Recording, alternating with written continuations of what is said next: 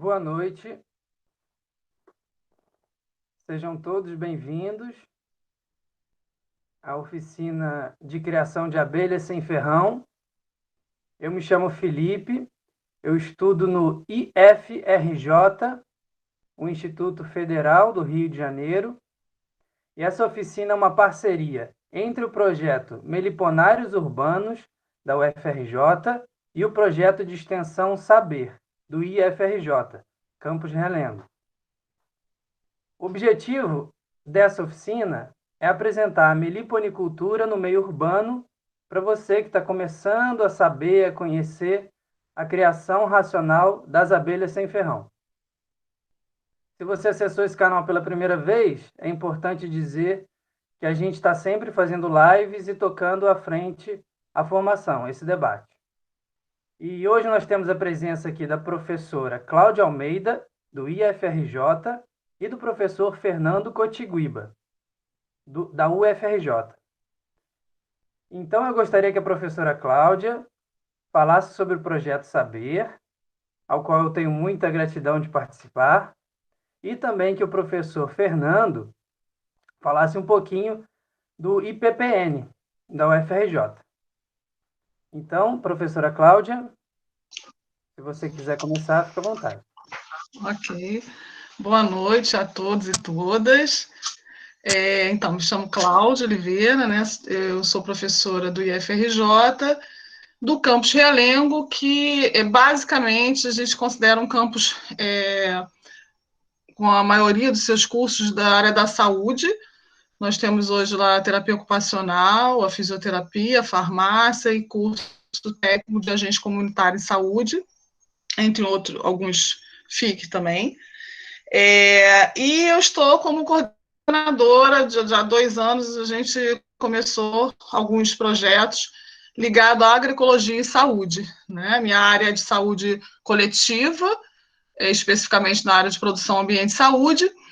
Então, começamos a pensar, né, nessa interdisciplinaridade, nessa transdisciplinaridade, para ir além dos determinantes sociais em saúde, mas do determinante socioambiental em saúde, né? A gente tem a agroecologia como uma junção, né, do pensamento ecológico com as formas de produção e consumo que considere, né, leve em consideração os saberes tradicionais dos povos originários, e você tem várias temáticas aí que se interligam, né? Dentro delas, a economia solidária, a segurança e a soberania, a segurança alimentar e nutricional, a justiça ambiental, o protagonismo feminino, a comunicação e cultura, o direito à cidade, o direito à terra. E eu considero que todos esses temas também são temas que fazem parte da saúde coletiva.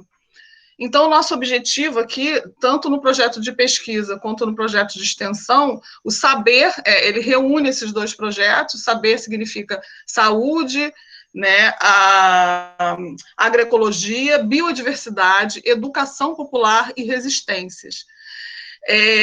Então, esses projetos, o saber, que abarca o projeto de pesquisa e extensão, ele tem como um grande objetivo aí essa disseminação dessas várias vertentes ligada a um resgate, né, desse pensamento aí de respeito ao meio ambiente, de respeito ao ecossistema. E nesse caldo aí transdisciplinar, nós temos aqui uma parceria com o pessoal do Meliponário, né, dos Meliponários Urbanos, da UFRJ, e trazemos eles agora para o saber, né, através dessa sala virtual, fazer essa oficina, quer dizer, falar sobre as abelhas sem ferrão, sobre as abelhas nativas, e esse tema ele tem tudo a ver com a saúde coletiva, tudo a ver com a agroecologia. A gente sabe hoje que as abelhas são, né, são importantíssimas para a biodiversidade, para a polinização, para realmente para a manutenção, né, das várias formas aí vegetais. E isso é totalmente ligado à saúde, né? Principalmente em épocas que a gente está vivendo agora, né? São épocas difíceis por exemplo, a gente tem aí um aumento muito grande, muito extensivo dos agrotóxicos, né? Tem outros nomes, mas eu continuo chamando de agrotóxico porque tem toxicidade, né? Lembrando que toxicidade é para matar, né? E não para proporcionar vida. E a gente tem aí, desde 2016 e principalmente de 2018 para cá, uma liberação muito intensa de agrotóxicos, muitos deles já estavam banidos, né, daqui no Brasil, que estão, né, voltando a circular. Eu considero isso muito grave, né, e difícil para a promoção realmente de uma agricultura sustentável e de um meio ambiente saudável, né? Isso impacta diretamente na saúde, isso impacta diretamente na forma de vida das populações da sociedade em geral. E isso também é um dos principais pontos, um dos principais temas assim, de discussão para pensar aí no impacto que isso tem sobre as abelhas, que eu não sei se vocês vão abordar, mas isso realmente está sendo bem discutido, nessa diminuição do número de abelhas no Brasil e no mundo, ligado à produção dos agrotóxicos, ao consumo, né, e dos agrotóxicos. Então, eu só vou falar pouco, né, já estou falando muito aqui, eu queria dar vocês bem-vindos para esse nosso debate aqui, né, essa nossa oficina, e vou deixar aí com vocês, com o pessoal do Meliponário Urbanos. Obrigado, Cláudia. Meu nome é Fernando Cotiguiba, eu sou professor do IPPN, né, Instituto de Pesquisa de Produtos Naturais. Né. Esse instituto ele está localizado no Centro de Ciências da Saúde, que fica na UFRJ, no campus do Fundão, né, e o nosso instituto, apesar dele estar localizado, né, num Centro de Ciências da Saúde, ele é um instituto que desenvolve pesquisas basicamente na área de química, né, então é como se fosse uma grande exceção, né, geralmente os cursos, né, relacionados à química, eles estão sediados em centros de ciências exatas, né. Então, o nosso curso, eu acho que é um dos poucos, né, no Brasil, um curso com enfoque em química, mas que está localizado dentro de um centro de ciências da saúde, né, então isso é bastante interessante, que faz com que o nosso curso, ele acabe se aproximando, né, da área de saúde, das ciências biológicas, da ecologia, né. Então, esse projeto, né, nosso projeto Meliponário Urbano, eu vou contar um pouquinho sobre a origem, né? A origem eu digo que foi em 2018, há pouco mais de 3 anos, quando eu recebi o aluno Leonardo Lima, né? Hoje ele é doutorando no Instituto, e naquela época eu não trabalhava com abelha ainda, né? E o Leonardo, que a gente chama de Léo, carinhosamente de Léo, ele é criador de abelhas, né? Então, a gente conversando, a gente cogitou a possibilidade. Eu disse a ele, Léo, por que não, né? Nós temos o seu projeto de doutorado, você estudar as abelhas sem ferrão, né? Que são espécies tão interessantes, com tão pouco estudo, né? Algumas estão ameaçadas. A gente pode abordar tantos aspectos, né? De química, ecologia, né, buscar atividade biológica para esses produtos das abelhas, né. Então, no começo ele hesitou, né, mas eu acho que foi uma decisão bastante acertada, né. Naquela época eu também não tinha experiência, mas o Léo tinha vasta experiência, né, então a gente acabou abraçando esse projeto, né, de doutorado. E esse projeto de doutorado, a gente vê que ele está expandindo, né. Hoje aqui a gente foi como convidada aqui pela professora Cláudia, né, do Grupo Saber, né, então hoje esse projeto a gente está conseguindo, né, levar conhecimento da universidade, gerado dentro da universidade para fora, que são esses trabalhos de extensão, né, então a gente trabalha no laboratório, a gente gera conhecimento e a gente aproveita esse conhecimento gerado dentro da universidade para informar as pessoas, né, em geral, né, dentro dos trabalhos de extensão, tá? Então, eu fico bastante feliz aqui com a presença de todos, agradeço a professora Cláudia pela parceria, todos os alunos de iniciação que são envolvidos, né, no projeto. Aqui eu também estou bastante feliz em ver as intérpretes aqui, eu gostei muito, né? Então é isso, pessoal. Obrigado, professor Fernando e professora Cláudia, pelos esclarecimentos sobre o projeto e pela caminhada. Então, queria demonstrar minha gratidão também. E só lembrar que, para quem está chegando agora, no chat vai ser colocado o link para o certificado, mais ou menos próximo das 7 horas. Vocês vão poder acessar esse link.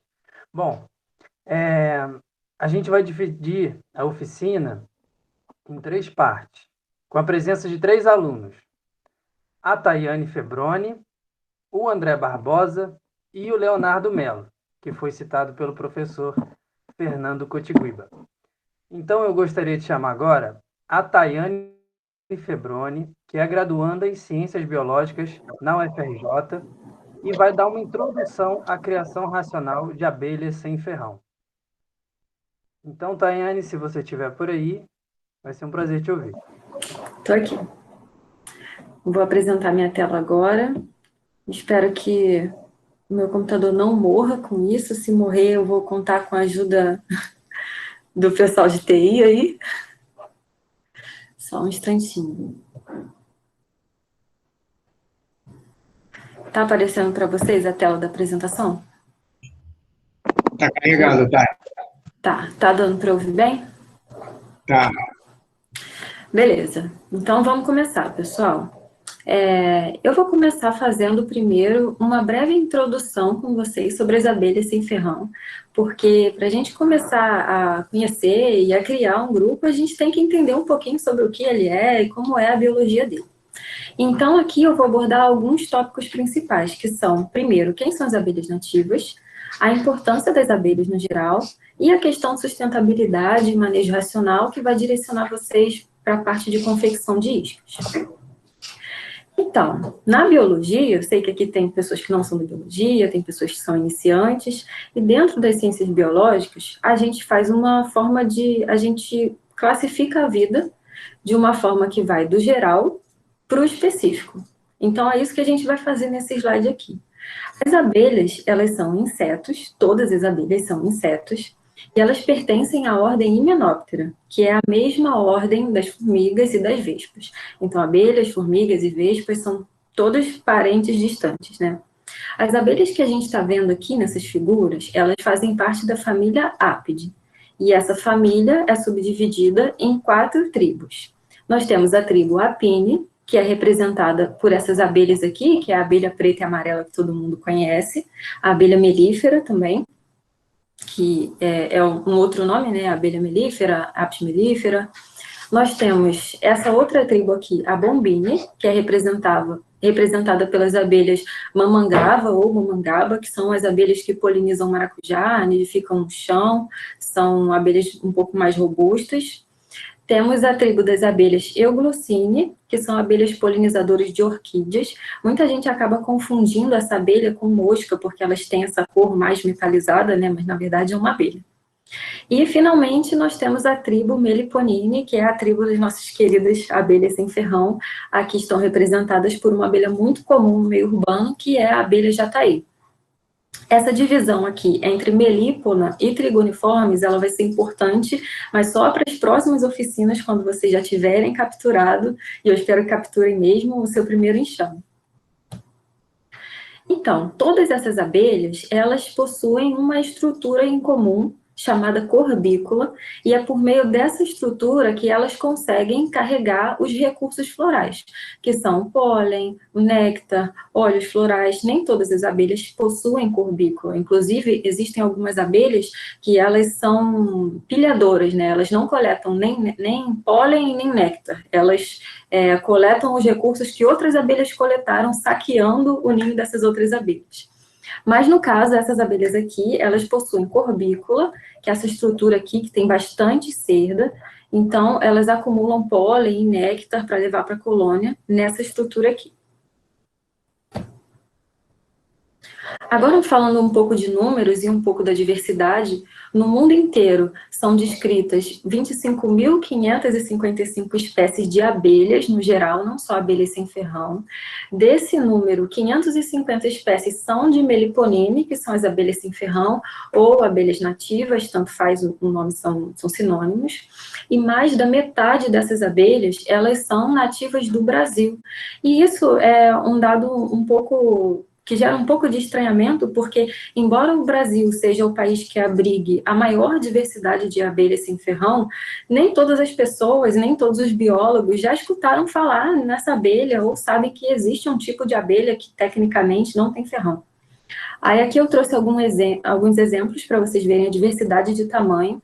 Essa primeira abelha aqui, que está com o nome científico aqui embaixo, que eu não vou falar para não complicar a vida da Amanda, é a lambiolhos, é o nome popular dela, e ela está aqui num palito de fósforo, para vocês conseguirem ver a proporção do tamanho dela, né, como ela é tão pequenininha. É uma das menores abelhas sem ferrão conhecida. E aqui do lado nós temos essa abelha sem ferrão, que é uma das maiores conhecidas, ela chega a ter por volta de 1 centímetro, que é a Melipona titânia. E aqui ao lado, nós temos um exemplo dessa lambiolhos, que é a primeira abelha que está aqui, ao lado de uma uruçu, que também é uma abelha de grande porte. Então, às vezes, você pode ter passado por uma abelhinha pequenininha desse tamanho aqui e nem ter imaginado que isso poderia ser uma abelha que produz mel, que visita as flores e tal. Agora eu estou aqui falando sobre abelha sem ferrão, abelha nativa, abelha indígena também é um sinônimo, mas, na verdade, as abelhas sem ferrão, elas têm um ferrão. Só que o que acontece? O ferrão delas, diferente das abelhas melíponas, que são as abelhas que todo mundo conhece, é um ferrão atrofiado. E isso faz com que elas tenham outras estratégias de defesa para se defender de predadores ou de ataques de outras abelhas no ambiente. Aqui eu trouxe uma comparação para vocês, para a gente ver a diferenciação entre as abelhas com ferrão e sem ferrão em relação a estratégias de defesa. As abelhas com ferrão, elas podem fazer os seus ninhos em ocos de árvore, mas muitas delas acabam fazendo ninhos externos também, como vocês estão vendo nessa figura aqui.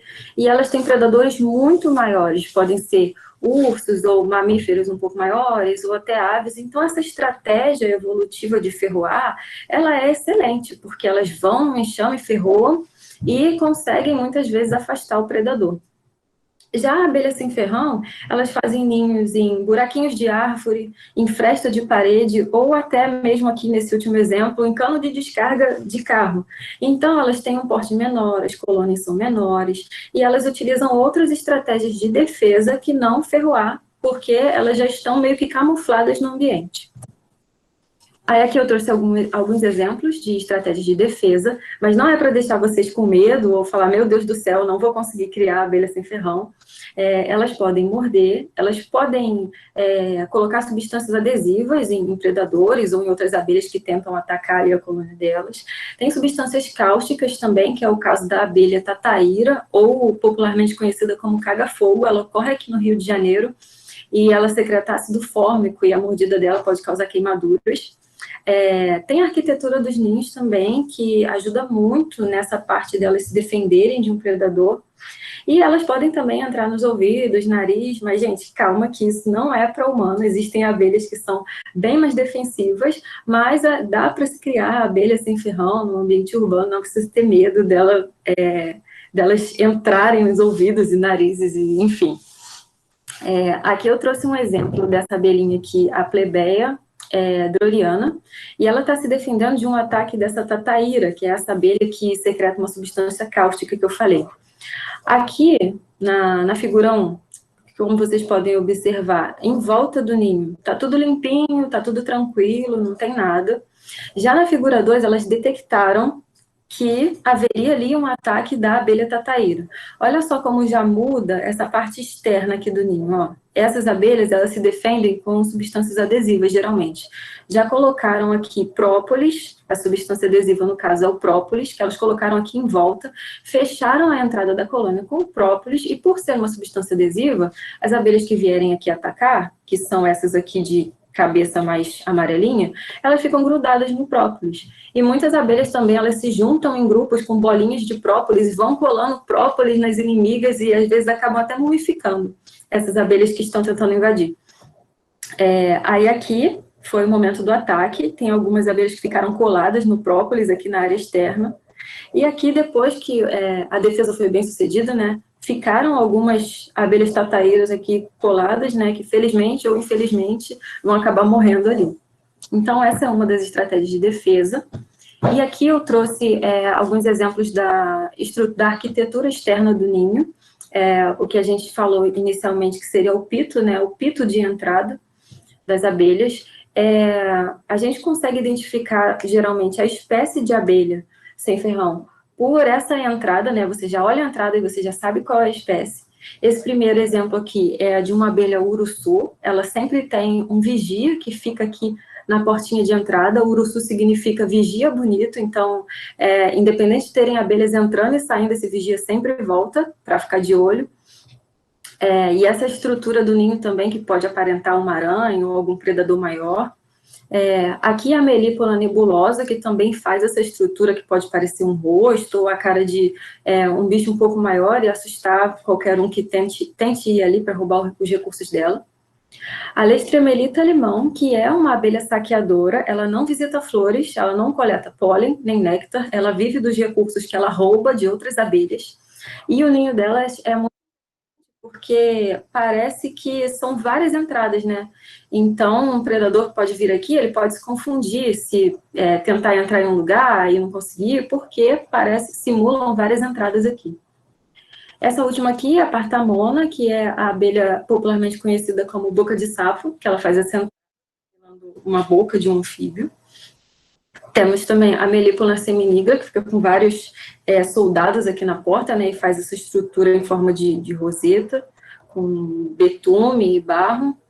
E essa daqui, que é a abelha jataí, que provavelmente vocês já viram por aí, esses caninhos espalhados pela cidade. Agora eu vou trazer algumas diferenças entre a apicultura e a meliponicultura, que muita gente confunde. A apicultura, ela é a criação de abelhas melíferas, que é a abelha preta e amarela que todo mundo conhece.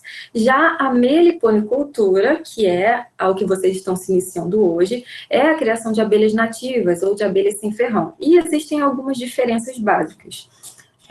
Na apicultura, as abelhas apis mellifera, o mel delas ela é armazenado em favos. E os favos de mel são uma estrutura como se fosse multifuncional. Serve tanto para armazenar mel, quanto para colocar os ovos, né, dos filhotes.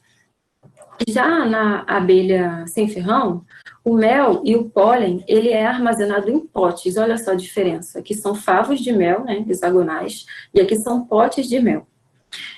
E diferentemente das abelhas com ferrão, o favo de cria, que é onde se colocam os ovos das abelhas, eles são no formato horizontal e elas vão empilhando, né, os ovinhos um em cima do outro. E nas abelhas com ferrão, os favos de cria, eles ficam todos no mesmo plano, na horizontal. Desculpa, na vertical. Aí aqui eu trouxe algumas comparações que as pessoas geralmente gostam de ver, né, essas diferenças entre as abelhas apis mellifera e a abelha sem ferrão. A primeira diferença eu já falei, o estoque de pólen da apis mellifera é em favo, já das abelhas sem ferrão é em pote. O número de indivíduos da colônia varia muito, as populações de abelhas sem ferrão geralmente são bem menores, vão de 500 a 4.000, enquanto daquelas abelhas com ferrão, elas podem ir de 5 a 100 mil. A abelha rainha da apis mellifera, ela tem capacidade de voar. Das abelhas sem ferrão, ela perde a capacidade de voo depois de ser fecundada pelo macho. As abelhas de apis mellifera, elas produzem muito mais mel. Tayene? Oi? Desculpa, pode ir um pouco devagar para intérprete? Tá, pode deixar. Obrigada. Nada. Thay. Oi, Léo. A Amanda Saia, melipona quadrifaciata. Quê? A melipona quadrifaciata. O que tem? Você passou? Do Uruçu. Ah, Porque você foi pera. rápido. Isso. Vigia Ah, bonito a Amanda Saia. Melipona tá, quadrifaciata. desculpa, me confundi. Essa daqui é Manda Saia. Isso. Está lindo. Foi mal. Em relação à produção de mel, as abelhas apis mellifera, elas produzem muito mais mel. O tempo de geração também é bem diferente. Tem algumas outras diferenças aqui que eu não vou ficar me atendo por causa do tempo da apresentação, mas o que varia bastante também é o preço do mel, né? Se você for numa farmácia ou no mercado comprar um mel de uma apis mellifera, ele geralmente não é tão caro. Mas das abelhas sem ferrão, ele acabou se tornando um produto muito gourmetizado, porque cada abelha sem ferrão produz um mel um pouquinho diferente do outro, com uma acidez, uma textura, há variação do mel de acordo com a flor que aquela abelha visita, então ele acabou se tornando um produto muito gourmet. O mel das abelhas que a gente já conhece, ele é mais doce e mais grossinho, enquanto o mel das abelhas sem ferrão é mais ácido. E para a apis mellifera, o manejo, a criação, precisa de grandes áreas bem extensas. Já para as abelhas sem ferrão, elas são um pouco mais sensíveis ao manejo, a gente tem que ter um cuidado maior para não perder as colônias. Agora eu vou falar um pouquinho sobre a parte de sustentabilidade e manejo, para a gente entrar na confecção das iscas e também a estrutura dos ninhos. Em relação à sustentabilidade, o que seria esse conceito, né? Quando você pensa em sustentabilidade, no que você pensa? Eu e vários pesquisadores pensamos que sustentabilidade é você se priorizar por satisfazer as necessidades atuais da humanidade ou de uma população, sem comprometer a capacidade das gerações futuras de também satisfazer as suas necessidades no futuro. E existem alguns pilares da sustentabilidade que envolvem a questão ambiental, a social e econômica. Então, para algo ser sustentável, ele tem que envolver esses 3 pilares. E também uma atividade sustentável, ela deve ocorrer em tempo, escala e múltiplos domínios. O que isso significa? Para uma atividade ela ser sustentável, ela tem que ser sustentável hoje, amanhã e no futuro. Ela tem que ser sustentável em pequena escala, em grande escala e numa escala muito maior, e em vários domínios, que são esses domínios que eu mostrei para vocês aqui. E agora eu vou dar alguns exemplos sobre como a meliponicultura é uma atividade sustentável. Aqui eu só coloquei alguns tópicos para nortear, mas eu vou falar um pouco sobre cada um deles com as figuras mais à frente. Em relação ao pilar ambiental, as abelhas sem ferrão, elas são extremamente importantes para a polinização. Esse daqui é um exemplo de um fruto, elas polinizam várias culturas, né? Uma delas é o morango. E esse aqui é um exemplo de um fruto que ele foi bem polinizado por uma abelha sem ferrão, e esse daqui é um exemplo de um fruto que ele não foi bem polinizado, então isso afeta completamente as culturas, né? E toda uma cadeia de produção.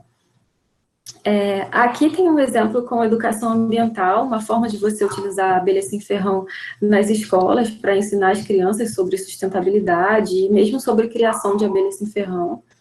E também o exemplo do pilar cultural relacionado com a criação dessas abelhas, né, que tem toda a questão do conhecimento tradicional associado, o conhecimento relacionado ao comportamento dessas abelhas, né, que foi aprendido pelos pesquisadores com o tempo, mas já existia muito conhecimento tradicional relacionado à criação delas. E aqui eu trouxe um gráfico de um estudo recente, relacionado à polinização, e ele mostra que o Brasil, como a maioria de nós sabemos, né, ele é um grande exportador de produtos agrícolas. Então, isso significa que a maioria dos países do mundo, eles dependem da polinização das nossas abelhas aqui sem ferrão para manter a alimentação das suas populações, né? E isso leva a gente a uma questão de que é interessante, tanto para o Brasil quanto para os outros países, conservar a nossa biodiversidade aqui, porque ela é essencial não só para a gente, mas para o mundo também. Eu acho um pouco difícil assistir eu falar sobre essa parte sem sentir fome, né? Não sei se todo mundo aí gosta de açaí, mas aqui eu trouxe um exemplo do açaí. Ele é polinizado por abelhas sem ferrão, majoritariamente, morango também é polinizado por abelhas sem ferrão. E a maior parte da polinização dessas plantas de açaí na Amazônia são feitas por essas abelhas sem ferrão, né? E elas são essenciais para a manutenção da floresta e manutenção dessas árvores também. Aqui alguns exemplos do pilar da importância econômica relacionada à sustentabilidade e criação de abelhas sem ferrão. Eu trouxe aqui alguns exemplos. Essa daqui é a cerveja Colorado. Eles criaram uma linha de cervejas com 4 méis diferentes de abelhas sem ferrão. Aqui tem um exemplo da parte da gourmetização, que eu falei lá no início, né, do mel. Muitos chefes de cozinha renomados têm utilizado mel de abelha sem ferrão nas suas criações, nos seus pratos, e isso gera toda uma cadeia produtiva, né, porque esses restaurantes, eles precisam saber de onde veio aquele mel, de onde é aquela abelha, como isso foi tratado, então isso gera emprego e renda para muitas pessoas. Em relação à parte do pólen, ele geralmente, ultimamente tem sido usado também, consumido e comercializado, porque ele é utilizado como fonte de proteína para atletas de grande rendimento. Aqui eu trouxe um exemplo das diferenças entre os méis de abelha sem ferrão. Como vocês podem ver, eles têm cores diferentes, e não são só cores, né? Eles têm sabores diferentes, texturas um pouco mais diferentes do que as outras, por isso acabou se tornando um produto gourmet também. A criação de abelhas sem ferrão, ela pode ser uma forma de se aproveitar grandes áreas, ou se você tem um terreno no interior que não é muito utilizado, você colocar várias colmeias de abelha sem ferrão é uma forma de você aumentar a biodiversidade local. Também os produtos das abelhas sem ferrão também são utilizados para a produção de sabonetes e remédios. E existem também as pessoas que comercializam os próprios enxames, né? Criam suas abelhas e vendem os seus enxames. Agora, finalmente, entrando na parte do manejo racional, que eu trouxe aqui um pouco das definições do que seria, né, esse manejo racional, que é basicamente a criação dessas abelhas nativas atrelada ao conhecimento científico.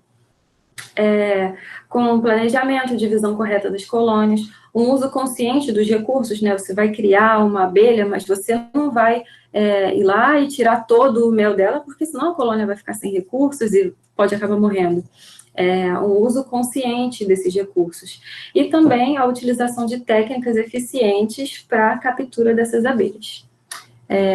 Eu acho que era isso que eu tinha para falar.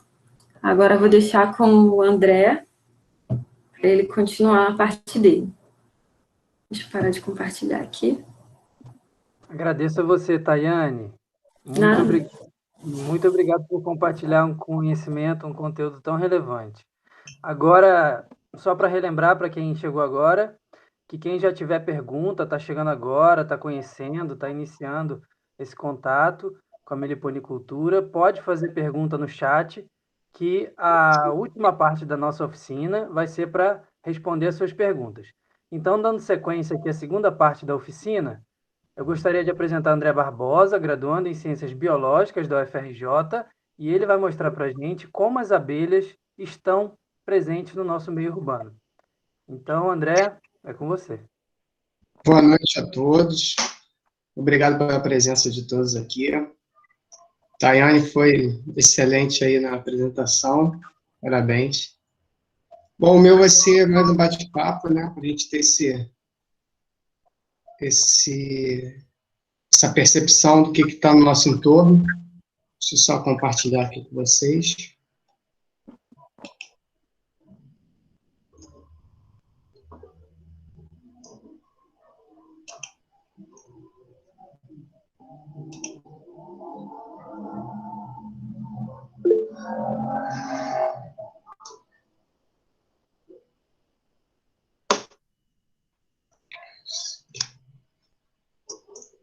Só um minuto.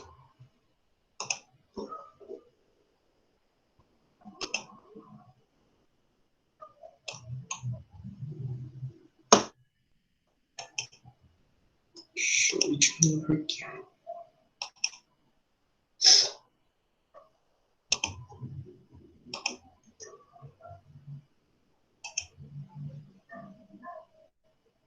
Acho que agora foi, né? Sim, foi. Tá aparecendo? Beleza, vamos lá. Então, a gente vai ter esse contexto dessas abelhas que nos cercam, né? A Thay falou de várias espécies que estão no nosso entorno. Elas também, muitas delas são endêmicas de alguns locais, nem todas estão algumas estão pelo Brasil inteiro, mas geralmente são endêmicas de algum local. Eu queria perguntar para vocês, quem nunca passeou assim pela cidade, pela rua, às vezes também tem gente que mora mais para o interior, e vê esses caninhos por lá de fora, algum movimento meio suspeito de abelhas que parecem até um marimbondo às vezes, ou moscas, né, como a Thay falou. Aí depois coloca aí no chat quem já teve essa percepção de dar uma olhadinha, né? É isso mesmo que a gente está pensando. As abelhas, elas, sem ferrar, se adaptam ao meio, se adaptaram ao meio urbano, né? Muito bem. E se a gente prestar bem atenção por onde a gente passa, a gente vai encontrar vários caninhos de jataí, de iraí, também, que botam alguns caninhos para fora, entre outras espécies, até espécies bem raras que a gente quase não vê. Se a gente for ver, tem muitos em muros, árvores, nas estátuas até da cidade, postes, né? Em algumas árvores, elas ficam bem escondidinhas, às vezes perto das raízes, em algumas praças. E a gente passa, como elas são muito pequenininhas, não percebe essa presença ali no nosso entorno.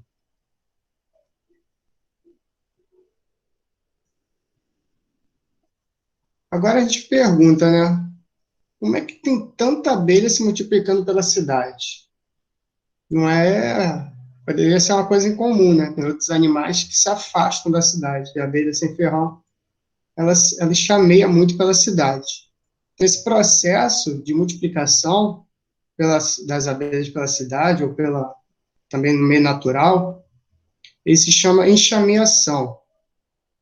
E ocorre quando algumas abelhas operárias deixam a colônia mãe para buscar um outro local adequado para a construção de novo ninho. Então, isso acontece quando a colônia cresce muito, às vezes a colônia está muito forte, né? Ela cresce muito e ela enxameia para um outro local.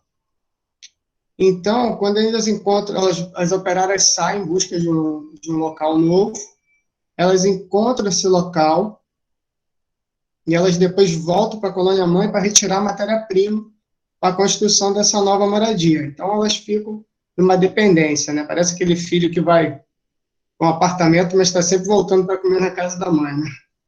Então, assim, a colônia, durante esse processo, a colônia mãe e a colônia filha, elas permanecem vinculadas por algumas semanas. Quando elas estão bem organizadas nesse novo local, parte dessas abelhas operárias e uma rainha virgem da colônia mãe migram para esse novo local. Como a Thay falou, a gente chama Thay, a Thayane, mas a gente tem essa intimidade de chamar de Thay. Como a Thayane falou, ela é o único voo que ela vai fazer na vida dela. A rainha virgem ela é fecundada por um macho que geralmente vem de outra colônia próxima, e esse ritual desse voo é chamado voo nupcial. Ela faz esse único voo, volta para dentro da colônia, fecundada, né? E agora o nome dela, ela já não é, ela vai se tornar uma rainha fisiogástrica, tá? Ela vai estar uma rainha poedeira, a gente chama. Depois, no finalzinho, a gente vai ver uma fotozinha dela aqui, como ela fica com o abdômen bem inchado, né? E uma vez fecundada, a rainha retorna para o ninho e estabelece toda uma rotina da colônia, como a colônia anterior. Já vai crescendo novamente essa colônia, e à medida que as colônias vão ficando mais fortes, elas vão se multiplicando.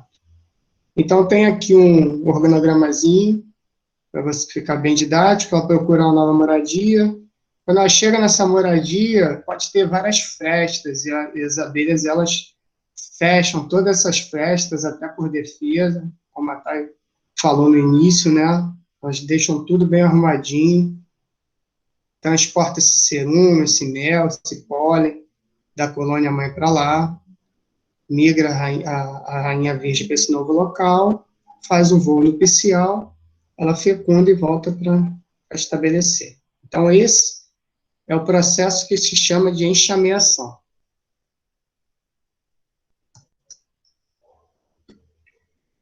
Como a Tayane falou também no início, pela diversidade da espécie das abelhas sem ferrão, ela é muito grande, é enorme a diversidade de espécies. Então, quando a gente vai comparar com abelhas com ferrão, que é a melípona, com as abelhas com ferrão, que é uma espécie invasora, né? Ela não é nossa aqui do Brasil, por isso que a gente chama de abelhas nativas. A gente fica meio confuso. Nossa, será que isso aqui é um enxame de abelha? E aí, no meio natural e até urbano, a gente vai encontrar dois tipos de ninho. São os ninhos externos, né, que a gente vai conseguir visualizar ele bem de longe, e às vezes até confundir com outras espécies, como um cupinzeiro, alguma coisa desse tipo. O que pode também ser ocupado por abelhas sem ferrão, né? O cupinzeiro ele pode ser ocupado, mas isso eu vou falar um pouco mais para frente. Então, esses ninhos externos, eles ficam em galhos de árvores, em fendas de rochas. Aqui no lado esquerdo a gente pode ver uma abelha irapuã, a Trigona spinipes, a gente chama também tradicionalmente de abelha cachorro, uma abelha muito comum, abelha pretinha, e ela agarra no nosso cabelo. Ela faz esse ninho grande, externo, né? Que a gente pode ver na parede da casa também. E ninhos internos. E aí vai variar de todos os modos. Cavidade no solo, oco de tronco nas árvores, cupinzeiros, formigueiros. E o interessante é que o cupinzeiro e o formigueiro ele pode estar abandonado, ou ele pode estar até ativo. O cupinzeiro, por exemplo, vai ter uma parte que está com o cupim e outra parte está com a abelha, ao mesmo tempo. Aqui do lado direito a gente pode ver uma foto de uma jataí, está bem aqui no meio, e às vezes a gente passa, se não prestar bem atenção, você não vê o caminho dela. E a abelha cupira, que é essa boca de sapo que a Tayane também falou no começo. Ela é bem interessante que ela tem essa formação e ela chama muita atenção da gente. Então, esses tipos de ninhos podem ser dessa forma, externos ou ninhos internos. Aqui a gente traz uma característica, como falei, tem muita diversidade de abelha sem ferrão, né? Mas, em linhas gerais, o ninho tem algumas características básicas, tá? Em linhas gerais. Aqui a gente está vendo em vertical um tronco de árvore, um corte no tronco de árvore, e aí a gente vê aqui na parte superior o batume superior, na parte inferior o batume inferior. O que é isso? Quando elas chegam na cavidade de um local, um tronco de árvore, por exemplo, ele pode ter uma cavidade muito longa, e elas escolhem um espaço determinado para elas fazerem o ninho dela. Então, elas selam uma parte do tronco com esse betume, né? E aí começa aquele processo de enxameação, como a gente viu no começo. Aqui em cima são os potes de pólen, são os potes mais duros, os depósitos de mel e de cera, aqueles potinhos. No meio, geralmente, vai estar sempre as células de cria. As células de cria, elas são envoltas por um invólucro que parece um papel. Quando você pega ele é parecido com um papel mesmo. Então, é para regular a temperatura, para proteger todas as crias delas, que elas têm muito cuidado. E entre um disco de cria e outro, a gente chama isso aqui de disco de cria, tem um espaçozinho onde elas circulam. Então, ela deixa um espacinho para circular para alimento, para postura, para circular o ar ali também. Tem a lixeira, depósito de detritos no fundo. O tubo de entrada e orifício de entrada. Então, você tem um orifício de entrada. Às vezes, o orifício de entrada também tem um tubo para fora, mas também tem um tubinho para dentro. Então, algumas espécies colocam tubos, bicos e pitos, como a gente também costuma falar. As outras colocam uma entradinha bem menorzinha. Então, quando você passa no meio natural, muitas passam despercebidas. Se tiver um biquinho, ainda fica um pitozinho, você ainda fica mais fácil de identificar. Mas quando não tem que prestar bastante atenção. Trouxe para vocês também uma foto real daquele desenho. Então, aqui tem o betume ou geoprópolis, essa parte bem escura aqui em cima, que fica na volta. O invólucro que eu falei parece um papelão, ó, aquele papelzinho. Os favos de cria, todos eles com os discozinhos. Então, os favos, eles têm, geralmente, os mais... dá para ver a coloração pela idade, quanto mais escuros são os discos de cria mais antigos, os mais clarinhos são os discos de cria mais novos. E os potes de alimentos de mel e pólen. Pode ver que no desenho anterior, o pote de alimento estava na parte superior, aqui já está na parte inferior. Então, tem que saber identificar mesmo para saber o que é cada coisa. E na isca PET, né, que é a nossa aula de hoje aqui, nosso encontro de hoje, nosso bate-papo de hoje. Como é que vai se organizar nessa isca PET? Então, depois o Leonardo ele vai explicar como faz a isca, mas depois que ela enxamear para dentro da isca, vai ficar um tempo. Essa aqui já deve ter ficado algum tempo, ocupou toda a garrafa PET. E aí, para vocês terem ideia de quando vocês abrirem a garrafa PET, o que vocês vão encontrar? Geralmente vai ser essa imagem aqui. Os potes de mel e pólen na parte superior. Na parte inferior pode ter também. As células de cria, elas vão estar sempre nesse meio aqui. Então, aqui ela está até coberta pelo invólucro, que é um papelzinho, aqui ela está bem clarinho, ó, tipo um papelzinho. Quando você tira, mexe, elas vão soltando, né? A célula de cria sai, a célula de cria, vai soltando pela lateral aqui, ó, com cuidadozinho. Cuidado para também não virar, né? Mas depois o Léo vai explicar melhor isso, até nos outros encontros, como é que faz essa transferência. Mas, em geral, a gente vai encontrar essa imagem aqui.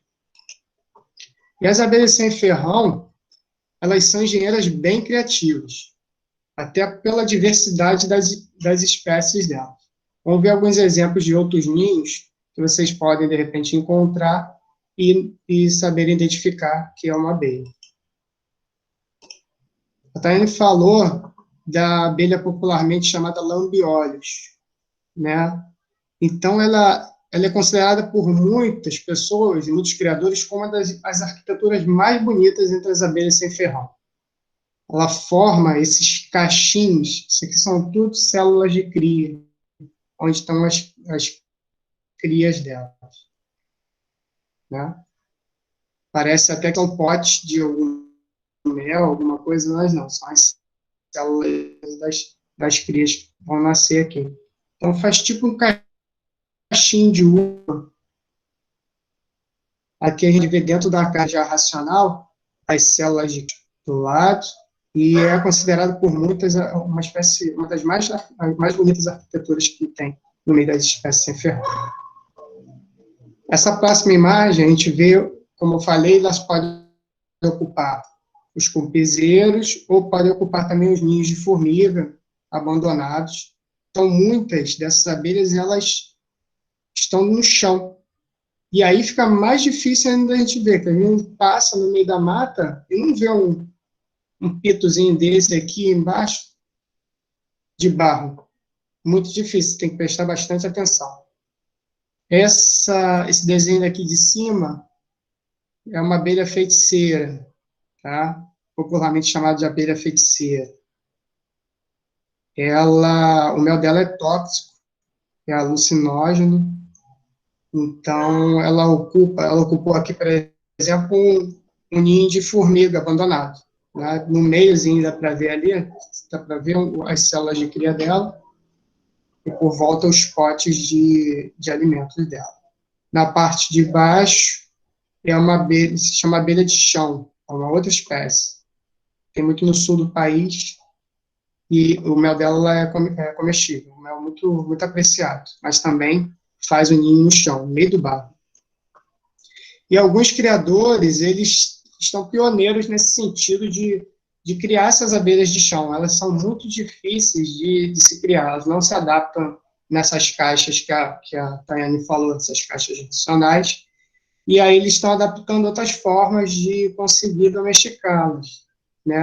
Do lado aqui a gente pode ver, isso aqui é um cupinzeiro, só que ele foi recolhido no meio natural, foi preparado, as pessoas prepararam, tem uma tampa aqui e tudo mais, com o próprio cupinzeiro, para poder abrigar espécies de abelhas que vivem no chão. Então, assim, é bem pioneiro, assim, tem alguns criadores que tentam, em vasos de barro, tentam criar essas abelhas, alguns bem-sucedidos, outros nem tanto. Então, para vocês verem como a diversidade de abelhas sem ferrão é enorme. E aí, para finalizar, a dica da rainha, né? Como eu falei, a rainha ia aparecer aqui no final, tá vendo? O abdômen dela fica enorme. Quando andar por aí, fique esperto, pode ter uma colmeia bem perto de você. Obrigado pela atenção de vocês.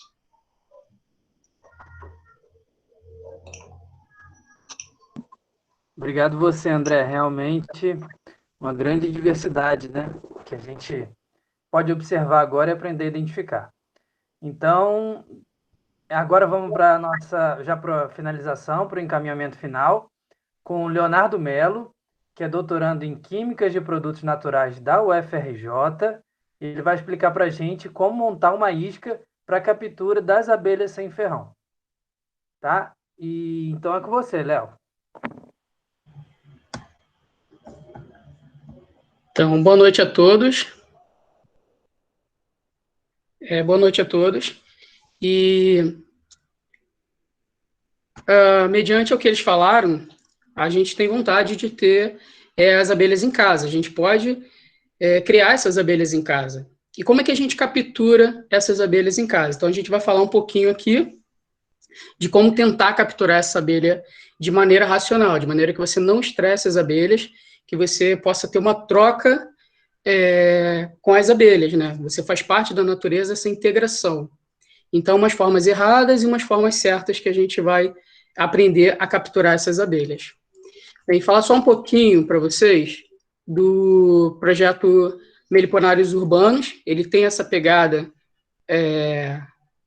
de passar o conhecimento sobre meliponicultura, na verdade, uma roda de conhecimentos que de pessoas que vão trocando os saberes, vão trocando conhecimentos, em oficinas que a gente faz na prática. Essa foi a última que aconteceu, isso foi na UFRJ, foi a última oficina que a gente teve, cada um leva o seu material e vai construindo. E todas as oficinas são na prática. Tanto a de transferência, quanto passar para a caixinha, racional, a gente faz isso tudo na prática. Cada um leva um pouquinho de material e a gente vai fazendo as iscas e vai trocando essas informações. O projeto Meliponários Urbanos, além dele capacitar as pessoas, além de levar conhecimento, a gente tenta construir meliponários em áreas urbanas do Rio de Janeiro. A gente tem parcerias com o Horto da Universidade, o Horto UFRJ, a gente deu oficina lá e conseguiu construir um meliponário hoje que está atendendo a educação ambiental e pesquisa. E também com os pequenos agricultores de Saquarema, através da Associação de Vila Tour, a gente conseguiu também dar esse curso lá, essas oficinas, e construir um meliponário. A gente também foi para Paquetá, Ilha de Paquetá, e a gente está começando. Veio a pandemia, a gente teve que ter esse formato aqui remoto, mas a gente vai tentar passar para vocês um pouco do que a gente faz nessas oficinas. Bem, não é interessante, você fica na ansiedade de ter a sua colmeia, a sua isca, então você cria essa ansiedade e já pensa em quebrar os muros, pegar a colmeia e passar para a sua caixinha, ou então cortar uma árvore, abrir, como foi esse caso aqui. Isso não pode. Isso a lei não permite que a gente faça isso. E não é legal, porque você vai destruir a árvore e aí você não vai ter mais abelha, talvez ela até morra na sua caixa. O interessante, quando você identificar um bico, como o André falou, que tem na cidade toda, identificar a espécie, é você construir uma isca feita de vários materiais, pode ser bambu, a gente vai ver mais para frente, ou caixa de leite, ou garrafa PET, como essa daqui. A gente pode fazer uma iscazinha para poder capturar. E ela vai servir de matriz. Uma vez que você identifica o seu bico, onde é que está saindo essas abelhas, você usa ela como matriz. Se você espalhar a isca, você tem uma probabilidade muito grande de capturar. Isso a gente fez na UFRJ, isso a gente faz em Saquarema, e a gente capturou e conseguiu construir o meliponário a partir dessas iscas que a gente colocou ao longo no meio urbano. Eu vou falar só um pouquinho mais devagar agora, por causa das intérpretes. Bem, e aí para construir uma isca, você tem que pensar um pouquinho como as abelhas. Você, na sua casa, quando você está lá com a sua mãe, ela não fala para você, ó, sai de casa agora. Um momento da sua vida, você vai procurar um local, você vai visitar vários apartamentos, você vai saber se tem segurança, se tem mercado perto, se está perto do seu trabalho, a mesma coisa as abelhas. Então, você vai pensar como as abelhas. Se eu sei que elas moram em tronco ocos, lugares ocos, eu vou construir, então, uma isca para capturar ela dessa mesma forma. E o local tem que ser levado em consideração. O local tem que ser um espaço ideal, com sombreamento, que tenha alimentação para elas, não tão longe da colmeia matriz, você tem que identificar que ali tem a espécie que você quer capturar. Uma mirim, uma jataí, você vai pesquisar a espécie que você quer e fabricar essa isca da maneira que aquela espécie seria atraída para a sua isca. Se o local tem pasto, ou seja, se tem flores, se tem árvores, se tem plantas melíferas que vão suprir o provento dessas abelhas. E se oferece segurança local, se não tem predadores ali, aranha, lagarto, você vai botar em local seguro. Para quando chegar o dia dessa enxameação, as abelhas poderem migrar. As abelhas, elas não vão direto, ó, ali tem um local, vamos todo mundo para lá. Ela vai ver o local, ela vai levar alguns suprimentos para lá, ela vai mobiliar a casa, ela vai arrumar a casa para no dia da separação, no dia da enxameação, ela conseguir ter um local seguro. Então, ela já prepara a casa, ela pinta a casa, ela põe um potinho de mel, ela põe cera, para depois, sim, vir aquele enxame e ocupar aquela isca ou aquele local. Primeiro você escolhe a sua abelha, e você tenta criar a sua isca respeitando todos esses fatores. Você pode fazer de isca de caixa de leite, isso também é muito usado. Se você quer uma abelha maior, você vai fazer uma isca também maior. Você pode usar um galão de 5 litros, se a sua espécie é uma abelha mais robusta. Uma uruçu ou uma mandaçaia, você faz algo mais robusto. E existem iscas também feitas de bambu. Essa aqui, que é uma casinha, é para as abelhas solitárias. Então, você faz o que é chamado de hotel para as abelhas solitárias. Então, esses tipos são os tipos que você pode usar materiais para poder fazer as suas iscas.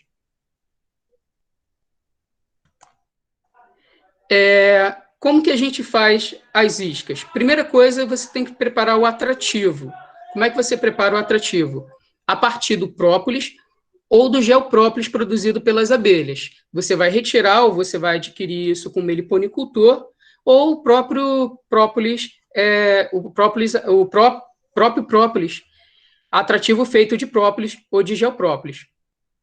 Uma vez que você tira, você macera ele e mistura com álcool com uma concentração bem alta, álcool 96, álcool 98 ou álcool absoluto. Você macera. E para a espécie que você quer capturar, você usa o gel própolis ou própolis da espécie que você quer capturar. Então, você tritura, coloca numa garrafinha e, se tiver bem triturado, em 24 horas você já pode usar como atrativo. Se for feito de própolis, você vai ter que esperar um pouco mais, porque ele demora mais de dissolver. O gel própolis, ele é uma mistura que algumas abelhas, algumas espécies de abelha, vai misturar a resina que ela vai pegar da planta e vai misturar com areia, com barro. Então, ele é bem arenoso, ele é bem cheio de terra. Além da resina, tem terra. Não sei se vocês estão vendo aí, a parte do... Ele é assim, ó. Ele é uma pedra, eu vou quebrar ele para vocês. Ó. Ele é uma pedra. E aí você tem também resina aqui. E é muito, muito aromático. O cheiro aqui foi de eucalipto e aroeira pimenta rosa. Ele tem mais de 2 anos e o cheiro ainda continua muito forte. Você macera isso e mistura com álcool. Uma vez que o gel própolis ou própolis você fez o atrativo, aí você vai passar por uma outra etapa para usar esse atrativo. Bem, o material para a gente confeccionar, você usa jornal, fita adesiva, plástico preto, tesoura, cola quente, garrafa PET e alguma coisa para fazer o biquinho. Eu utilizo essas mangueiras aqui, chamado de mangueira pneumáticas. Ou você pode também comprar esses conectores em loja de ferragem ou loja de encanação, você pode comprar esses conectores. Essas borrachas aqui pneumáticas, que eu estou mostrando para vocês, é mais barata. E aí você consegue cortar vários pedacinhos para você fazer o biquinho da sua isca. Bem, as etapas são essas. Você pega uma garrafa limpa, aí você vai lambuzar essa garrafa de própolis e gel própolis, que é o atrativo que você preparou. Você vai furar e colocar esse biquinho aqui.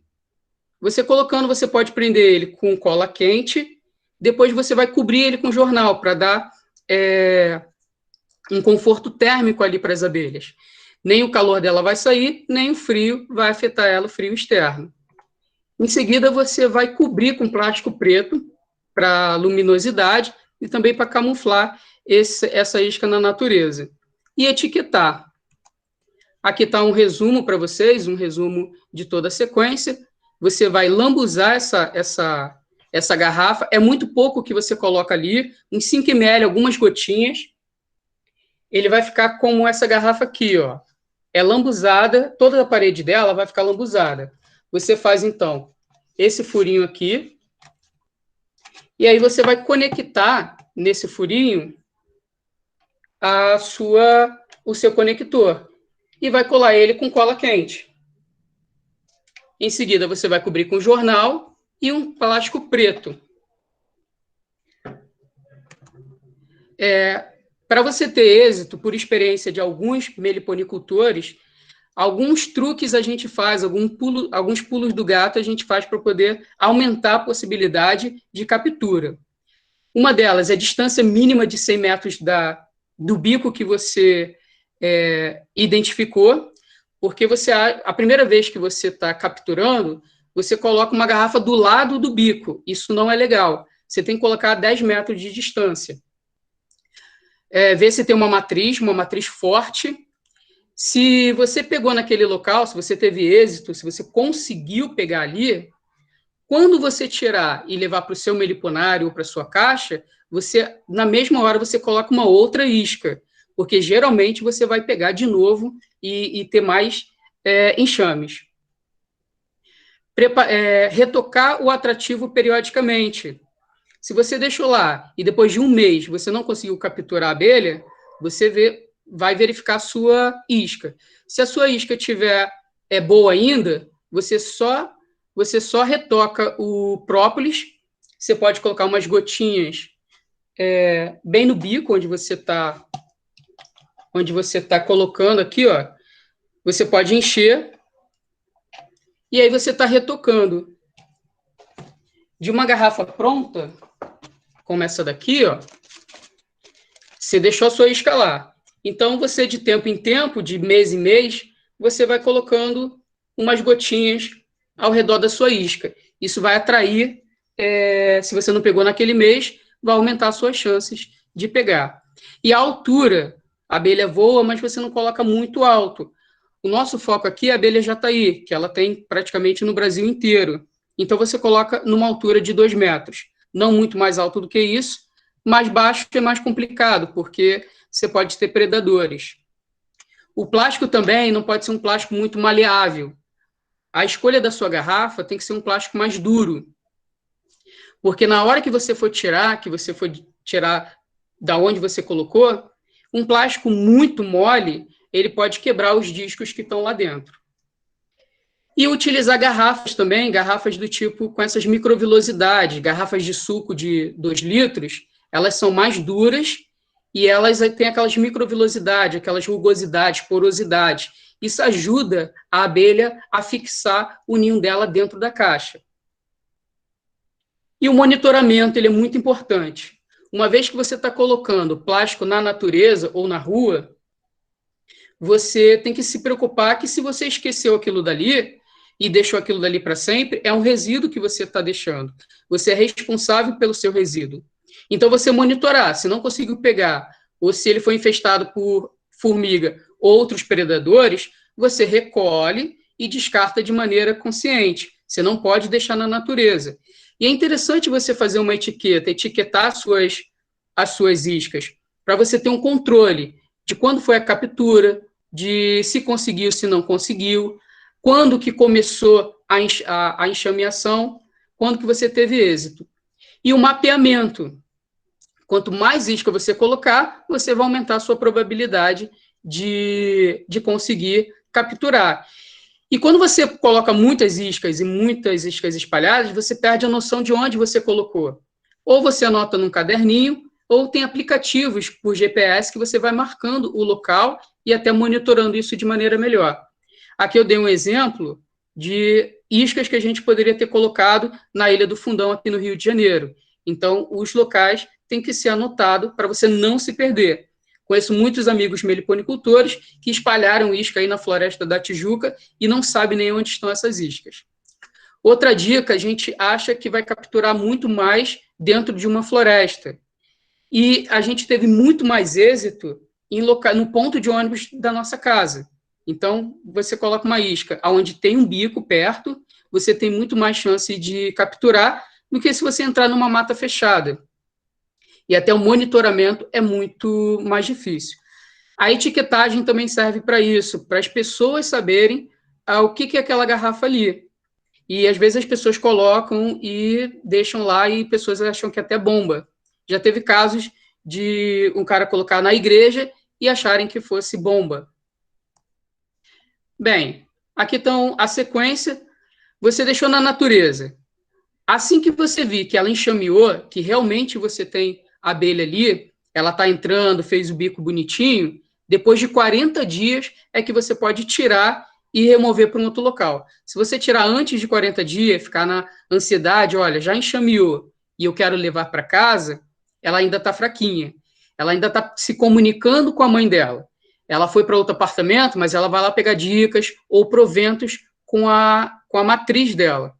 Então, ela precisa ainda se fortalecer para depois você fazer a remoção. Aí sim você pode passar para a sua caixa racional. E, por enquanto, é isso aí, gente. Então, vamos fazer isca, junta a família toda para poder fazer as iscas. É uma atividade familiar, é uma atividade em grupo, reúne os amigos, vamos fazer isca, vamos colocar as abelhas, vamos espalhar pela cidade, identificar, pedir autorização às pessoas se podem pendurar nos muros ou em alguma árvore perto da sua região, tá bom? Espero que a gente tenha passado alguma informação para vocês, espero que vocês tenham gostado e acompanhe a gente nas outras lives, nas redes sociais, que a gente vai estar dando dica e também fazendo outros módulos para vocês. Tá bom? Muito obrigado. Muito obrigado, Leonardo. Foi muito bom mesmo. A gente está chegando próximo do fim e, de antemão, já agradecemos os alunos que estiveram presentes, os professores também. E agora a gente tem nosso espaço para as perguntas, que foram feitas várias perguntas e estão selecionadas algumas aqui para os nossos queridos alunos, né, responderem, né? Desde a Tayane, que fez a introdução, a prévia lá da parte da biológica das abelhas, o André também, que colocou a importância do meio urbano, da gente saber onde é que elas estão, e também você, Leonardo. Então, a todos eu acho que vai ter alguma possibilidade de resposta. Então, vocês se organizam aí, porque a primeira pergunta é do Acho que Vitor. está compartilhando ainda, Léo.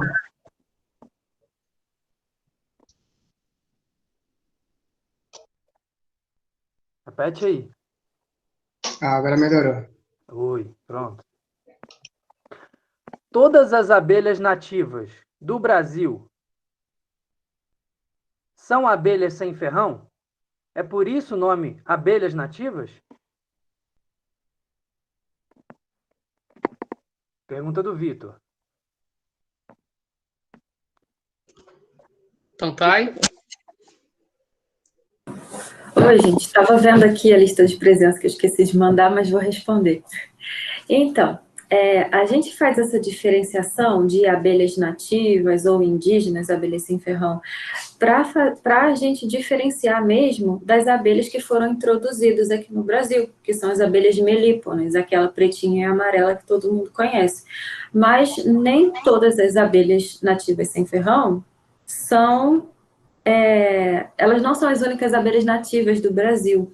Por exemplo, tem as abelhas das orquídeas, que ocorrem aqui no Brasil também, e não são abelhas sem ferrão.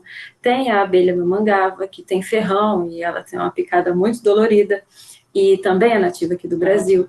Então, esse nome de abelha sem ferrão é para as abelhas que pertencem à tribo Meliponine. Mas existem outras abelhas nativas do Brasil que têm ferrão. Obrigado, Tayane. Segunda pergunta aqui. Só complementando uma...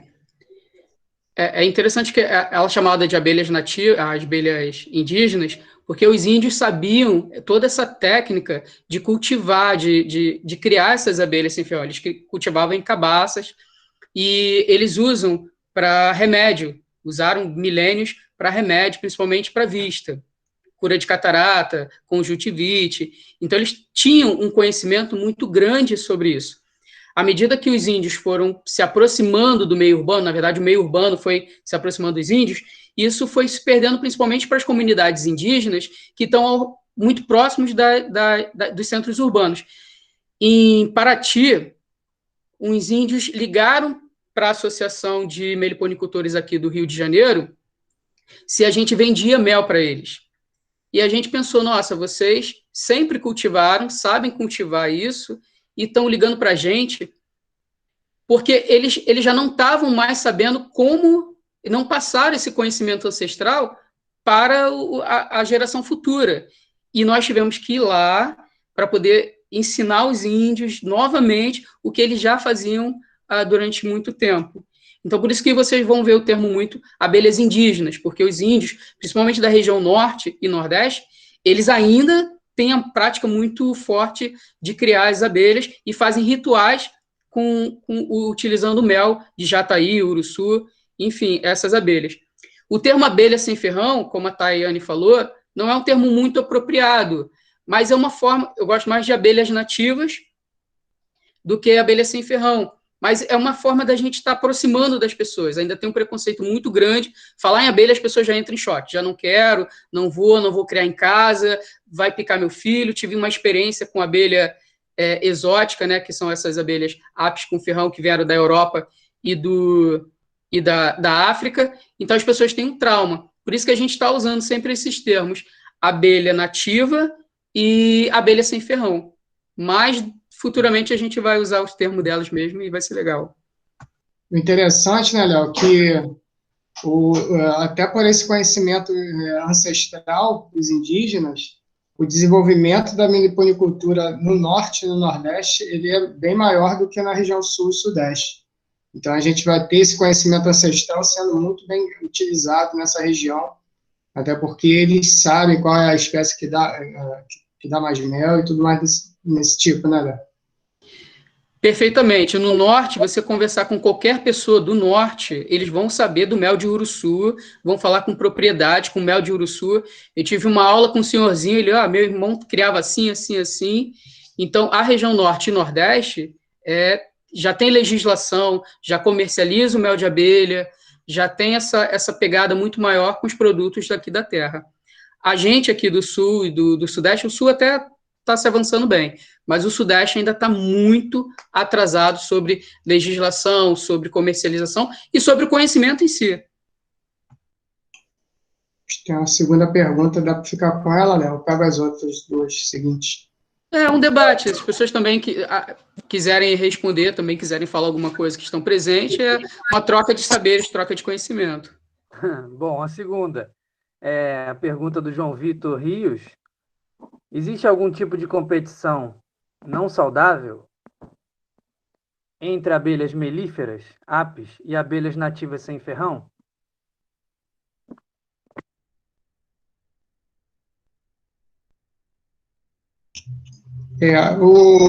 Do conhecimento que eu tenho em relação a apis, que eu já criei também, e o que o Léo estava falando, o pasto tem que ser um pasto bom, então pode ter uma competição em relação ao pasto. Mas, geralmente, o que acontece? As espécies visitadas, de flores visitadas pelas abelhas sem ferrão, são diferentes das espécies visitadas pelas abelhas sem ferrão, com ferrão. Então, tem flores que são específicas, que são polinizadas por abelhas sem ferrão. Isso é, como a Tayane falou, dos benefícios de você também criar abelhas sem ferrão. Você aumenta a diversidade de polinização. Então, só se tiver alguma competição em relação ao uso do pasto. Mas, geralmente, polinizam espécies diferentes. O cuidado que você tem que ter até para a isca, já passando isso daí,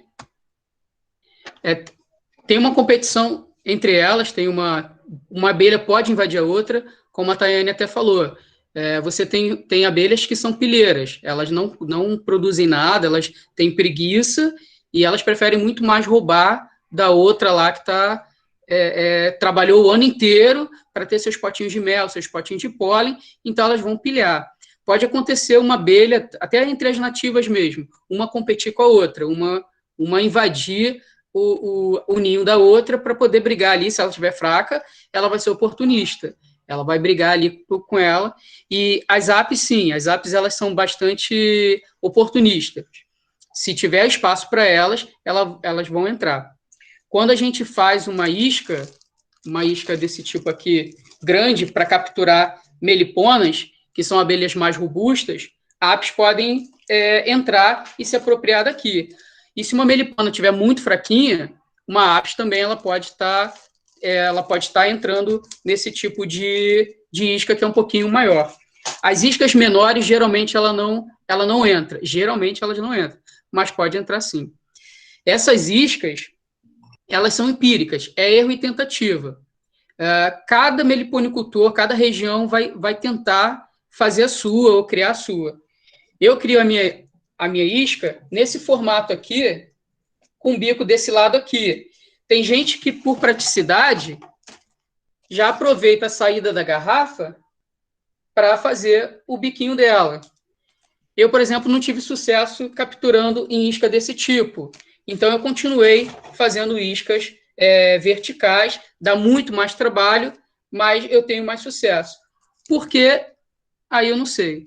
Cada local vai ter o seu local, cada meliponicultor vai ter o seu jeitinho. Eu tenho um amigo que ele tem um sítio lá em Campo Grande. E ele, realmente, isso que ela falou, ele botou umas iscas, botou uma garrafa de 5 litros de água e ele pegou uma ápia, entendeu? Então, assim, se tem espaço, a ápia ela vai invadir. Então, mas também tentou invadir uma menorzinha dele. Agora, assim, se ela desenvolver ali, né, às vezes o espaço ela não consegue comportar o enxame e ela também abandona. Agora tem vários, tem até a saída com o bico, né, por baixo, né, Léo? Faz um biquinho, faz uma voltinha com um conduítezinho. Então, assim, tem gente que vai ter ideia para tudo em relação a isso. Aproveitando essa coisa ainda da isca, tô vendo ali o Alessandro falou que algumas iscas as pessoas fazem 2 furos. Como o André mostrou, você tem um fluxo de ar dentro da colmeia, no ambiente natural. E para jataí, qualquer isca, geralmente a gente faz uns cortes aqui em cima. Só que toda vez que eu fazia esse corte, a jataí ela já lacrava. Ela já achava que aquilo dali fosse uma entrada para um predador. Então, se ela vai gastar energia fazendo isso, eu prefiro já não fazer mais. Geralmente você faz os 2 furos aqui para poder ter uma circulação de ar aqui, um controle de temperatura. Só que isso já não estava mais funcionando, porque todas as iscas que eu pegava, a primeira coisa que ela fazia era vedar. Então, se ela já está fraquinha, indo para uma isca, se ela já está querendo um local que ela não tenha muito trabalho, eu não posso dar mais trabalho para ela. O menos trabalho possível, eu vou ter que construir essa isca com o menos trabalho possível para essa abelha. Por isso que a gente faz o caninho no formato mesmo de uma jataí, por exemplo, porque ela não vai ter trabalho em construir para defender a casa dela.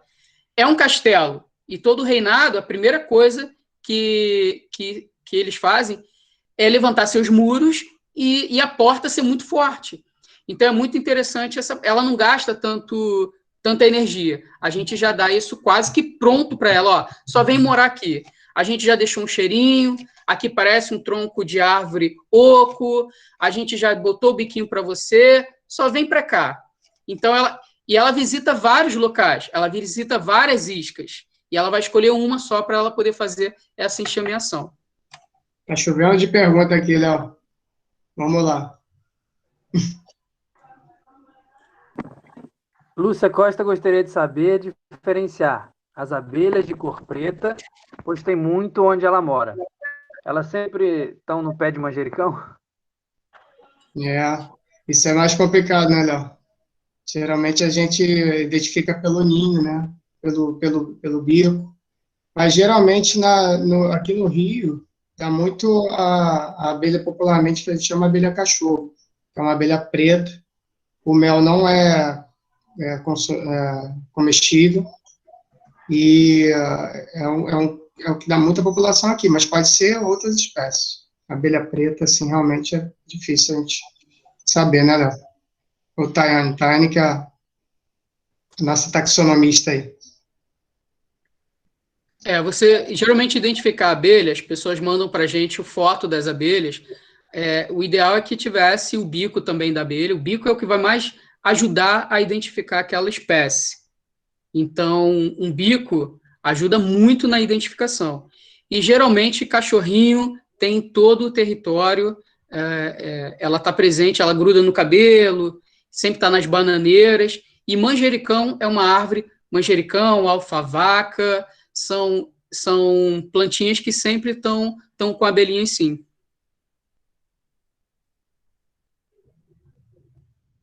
Tayane quer falar ou pode ir para a próxima?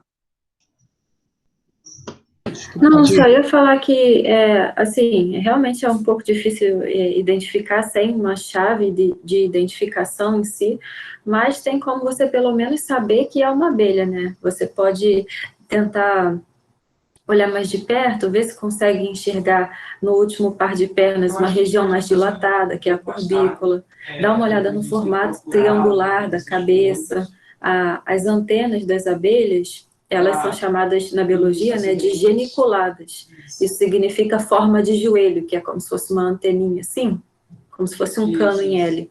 Então, são coisas que você pode utilizar para identificar. Mas identificar a espécie mesmo é um pouquinho mais complicado. Verdade. Tem mais? Próxima pergunta. Qual o impacto para uma colônia que naturalmente vive um termiteiro e essa colônia é transferida para uma caixa racional? Então, qual é o impacto para essa colônia? Eu estava falando na minha apresentação da questão do cupinzeiro, né? E as abelhas, que geralmente elas ocupam o chão, elas têm uma sensibilidade térmica muito grande. O chão, ele dá um isolamento térmico muito grande. Então, essas espécies, elas não se dão bem com oscilações de temperatura. Por isso, é um dos fatores, né? Tem outros, criar elas em caixa racional é muito difícil. Então, assim, tirar de uma abelha de chão para colocar numa caixa de madeira, não vi pessoas tendo sucesso ainda. Agora, tem gente que pega o cupinzeiro e está fazendo técnicas de cultivo dentro do cupinzeiro.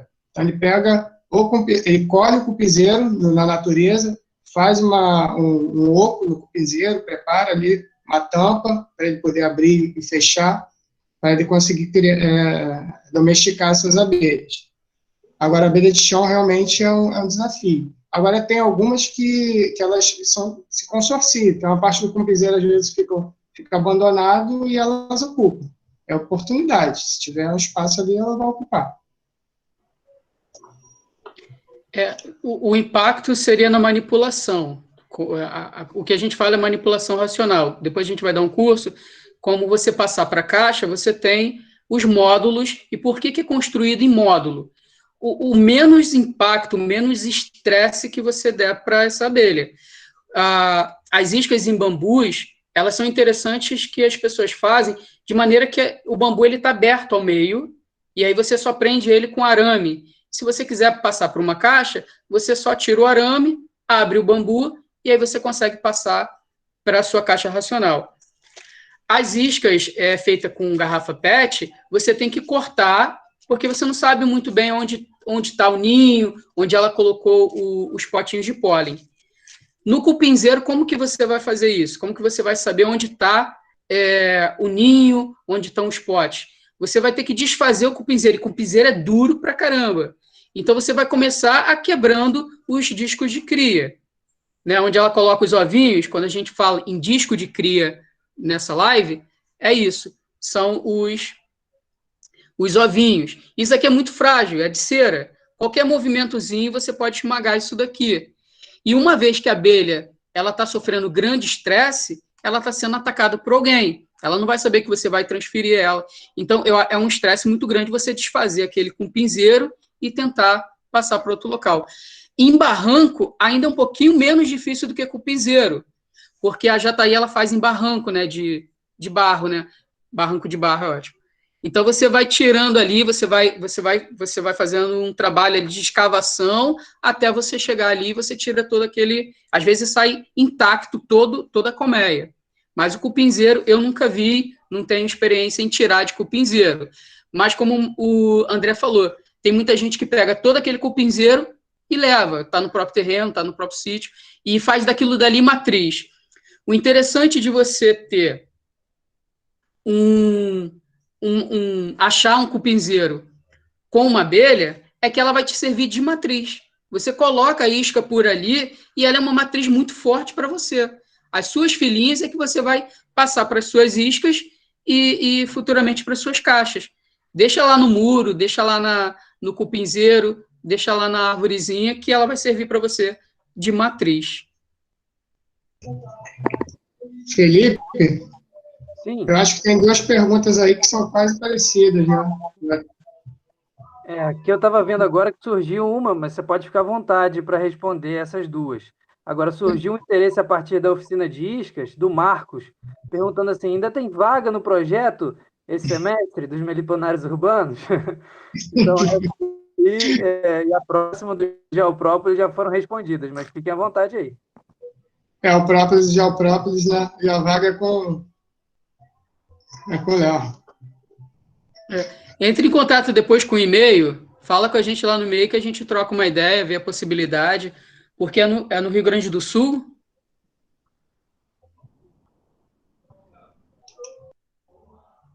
Aí a gente vê a possibilidade de trocar informação, como é que a gente faz aí uma extensão aí para o Rio Grande do Sul. E a Márcio próxima... falou que é só riso mesmo. Ele Oi? falou que é só riso mesmo. Rio Grande do Sul, não.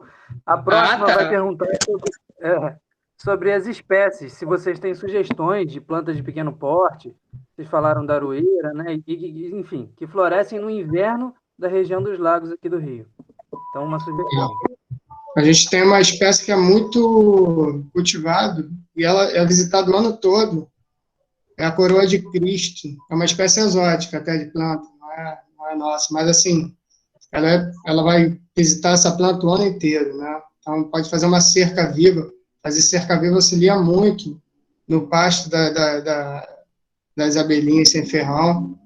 E é uma planta que é de fácil cultivo. Você pode fazer uma cerca viva dela, vai ter a abelhinha visitando ela o ano inteiro.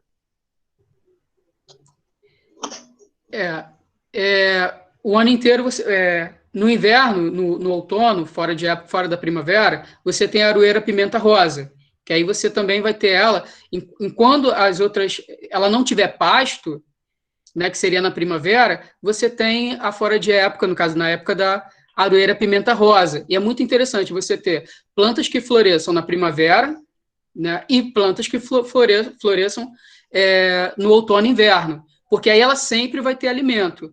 Região dos lagos é muito interessante porque sempre está quente, é ótimo para manipular, e se você tiver aroeira pimenta rosa, você vai ter sempre abelha, principalmente jataí.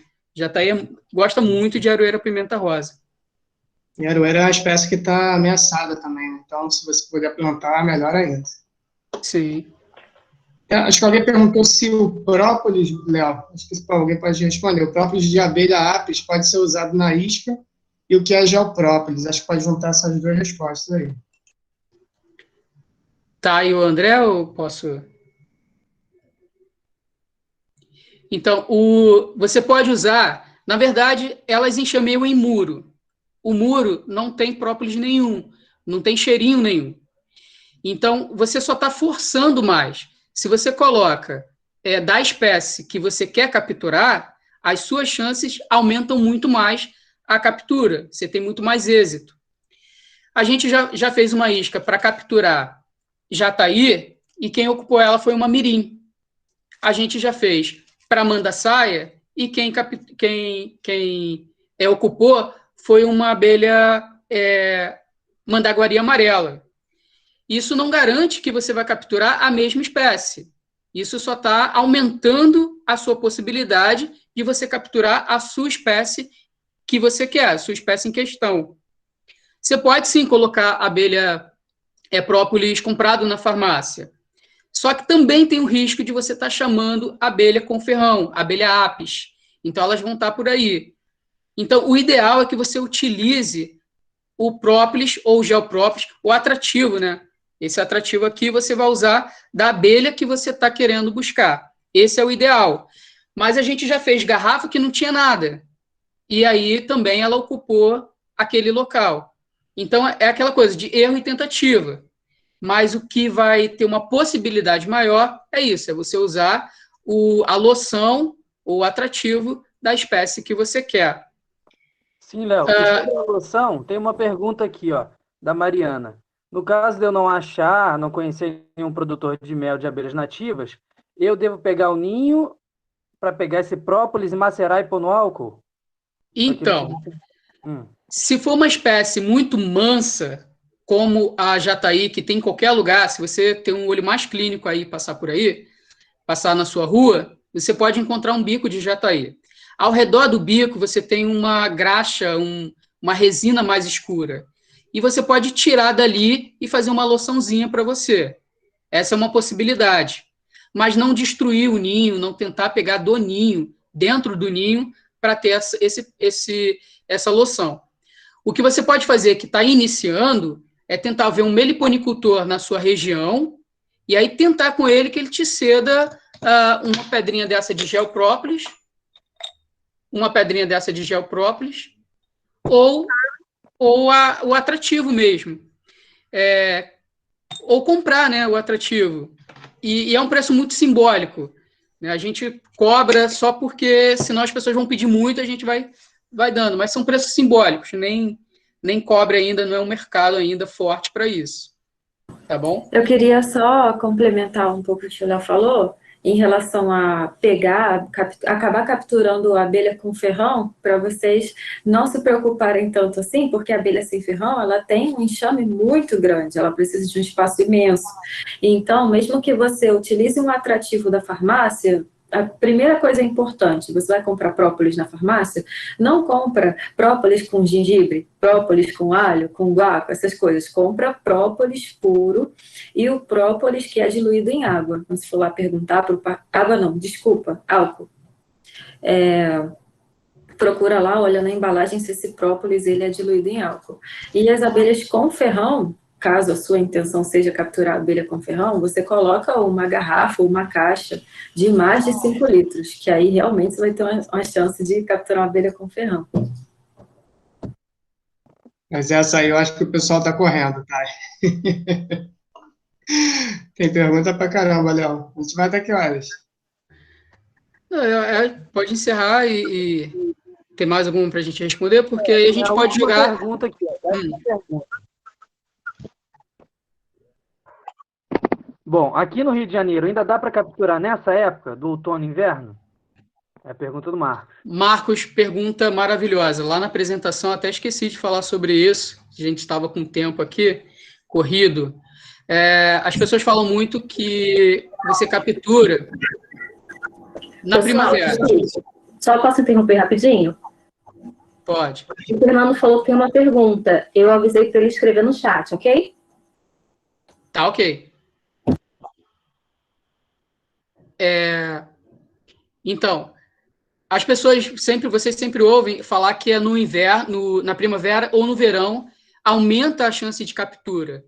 Mas jataí, o ano inteiro você consegue capturar jataí, principalmente no Rio de Janeiro, que é esse tempo doido, esse tempo louco. Eu não posso falar da região sul, nem do Nordeste, mas o Rio de Janeiro, o ano inteiro você consegue capturar. Tempo de fazer isca é o ano todo, porque a abelha ela vai visitando essa isca e ela vai colocando ali, como eu falei, ela vai preparando a casa. Ela vai falar assim, olha, tal dia eu vou me mudar para aquela casa ali. Então, você pode estar colocando antes do verão e antes da primavera. A enxameação vai acontecer na primavera ou no verão. As maiores incidências, as maiores enxameações realmente na primavera e no verão. Elas vão ter mais pasto, tá mais quente, tá mais propício a essa divisão do ninho delas. A probabilidade aumenta. Mas você pode colocar o ano inteiro que você pode capturar, sim, abelha sem ferrão, principalmente jataí. E uma pergunta da Mariana, que está ali, que essa isca captura somente jataí ou serve para outras abelhas. A lógica, o conceito é para qualquer abelha, qualquer espécie de abelha. O que você vai ver é que essa pequena aqui, essa desse tamanho, de uma garrafa de 2 litros, é para jataí. Jataí, mirim, são abelhinhas um pouco menores. Se você quer uma abelha mais robusta, manda-saia ou uma uruçu, aí, como a Tayane falou, você utiliza uma de 5 litros, um galão de 5 litros. E vê que nesse daqui, a gente coloca esse bico aqui, para estar tentando imitar um pouco o bico de uma mandaguari ou um bico de uma melipona, uma manda-saia. Então, é o mesmo processo. Você lambuza por dentro de loção, de atrativo, você cobre com jornal para dar um isolamento térmico e depois coloca um plástico preto bem colocado.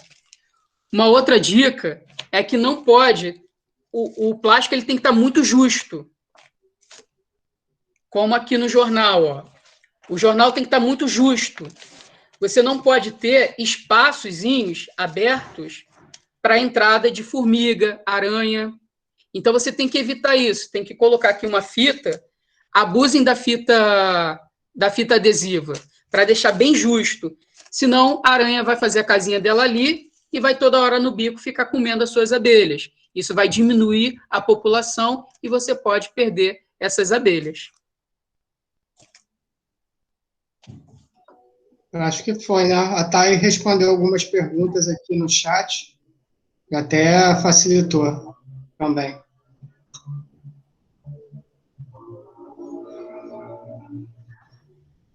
Ela respondeu sobre o mel da abelha feiticeira, porque é tóxico, né?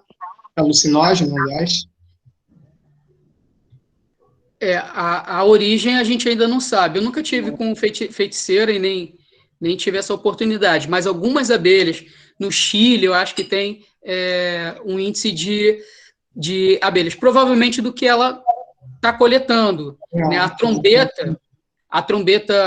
trombeta de anjo, que a gente tem aqui, que é nativa, ela tem compostos que são alucinógenos. Então, talvez esteja vindo da fonte que ela está recolhendo esse néctar, ou esse mel, ou esse néctar, ou esse pólen. Então, da fonte que ela está tirando, pode estar causando isso. Isso é só uma probabilidade, Marco. Só para finalizar, acho que meio que finalizar, Léo, o João Vitor Barbosa está perguntando a questão da transferência. A gente vai ter alguma coisa sobre isso futuramente, né? A gente não vai parar aqui só na isca, não. Isso, a gente conseguiu lá no Bioparque fazer uma transferência mês passado, né, com todo o procedimento, com distanciamento, e foi bem complicado porque teve gente que tivemos que seguir todos os protocolos. A intenção é que a transferência seja ao vivo, seja presencial, porque aí os alunos pegam, transferem, cortam a garrafa e fazem essa transferência. Uma dica que eu dou já para transferência é quando você capturar, você tem que levar na mesma posição.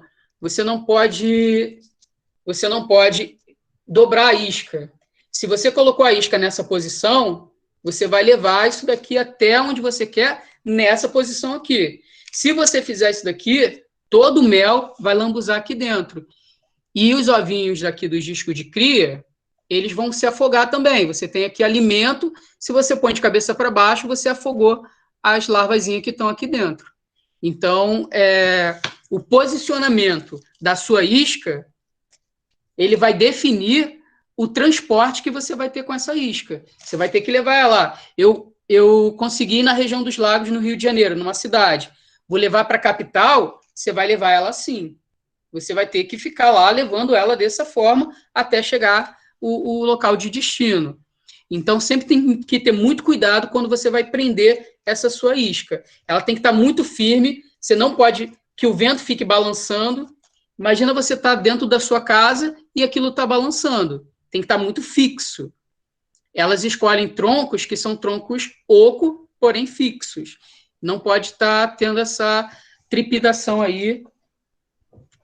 Esperar também, né, para retirar quando já tiver já escurecer, porque todo mundo voltou, né, para casa. Senão você vai tirar no meio do dia e vai ficar um monte de abelha sem encontrar o local. Então, e o João Vitor falou uma coisa. Quando se transfere a colmeia para outro lugar, as outras abelhas seguem. Quando você transfere, a sua isca, você vai fechar a sua isca com uma tela hiper fina, principalmente para jataí. E se ela for fina, você ainda dobra essa tela. E tem que ser de metal. Senão, elas roem. Ontem a gente acabou de acontecer isso. Eu recebi uma de manda-saia aqui, só que me mandaram com uma tela de plástico. E ela roeu e começou a sair. Você vai fechar, João Vitor, essa isca à tarde ou à noite, de preferência à noite. Porque as próprias abelhas, as abelhas com um hábito diurno, elas vão fechar durante a noite o bico. O bico vai estar fechado. Então, todas as campeiras, todas essas abelhas que estavam coletando mel, fazendo trabalho de achar outros lugares e outro recurso, ela vai vir durante a tarde para dentro da sua isca.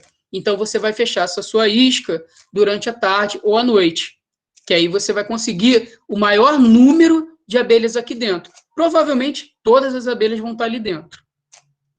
Se você fechar ela à tarde, você perdeu muitas abelhas que vão ficar aí no campo aí, coletando recursos. Gente, vamos só finalizar com a pergunta do Fernando. Eu queria começar respondendo que realmente é um pouco complicado você identificar sem uma chave de identificação, mas, assim, como todo biólogo, né, a gente acaba identificando os bichos pelo jeitão. Você olha a aparência, parece isso, ou parece aquilo. Então, o biólogo, o zoólogo, né, principalmente, o bicho ele tem um jeito de uma espécie e você acaba identificando. Mas existem, sim, alguns guias na internet, eu estava até procurando aqui para te mandar, tem alguns da Universidade Federal da Bahia, eu acho, e tem vários guias, assim, confiáveis para a identificação de abelhas sem ferrão. Se você der uma pesquisada no Google, você vai encontrar, mas eu posso mandar alguns links também por aqui. Mas conforme você for aprendendo mais ou se inteirando sobre o assunto, você vai olhar para a abelha e falar, isso aqui é uma ouro-sul, isso aqui é uma jataí. É mais questão de prática mesmo. Mas vou mandar. E lembrar que eles podem fazer uma troca com a gente lá na página, né, do Instagram, da Meliponicultura, do nosso urbano, né? E a gente responde por lá também. Acho que a Cláudia queria falar umas palavras no final.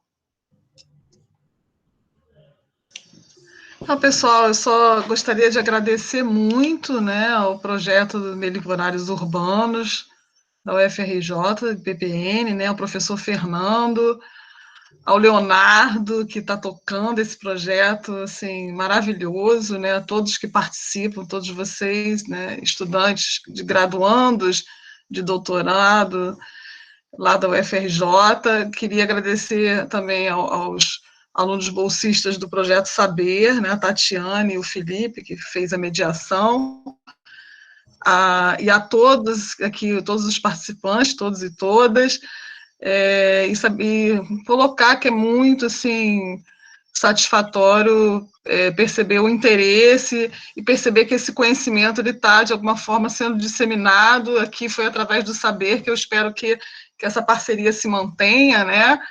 A gente também tem, eu esqueci de falar, que a gente tem uma parceria aqui com o Azimuth, né?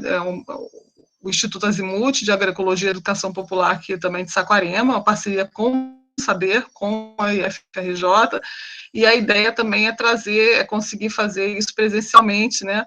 Por enquanto, a gente vai continuar nesse formato. Então, assim, entrem, vocês têm aí, foi colocado aqui, só lembrando que foi colocado aqui uma lista, um link, né, para que vocês entrem nesse link, para que a gente consiga fazer o certificado de quem participou, o certificado pelo IFRJ, pelo Projeto Saber, com a parceria da UFRJ, do Meliponários Urbanos, a lista de presença, esse link que acabou de ser colocado aqui no chat, né, e qualquer dúvida, vocês entrem, a Tayane colocou, né, os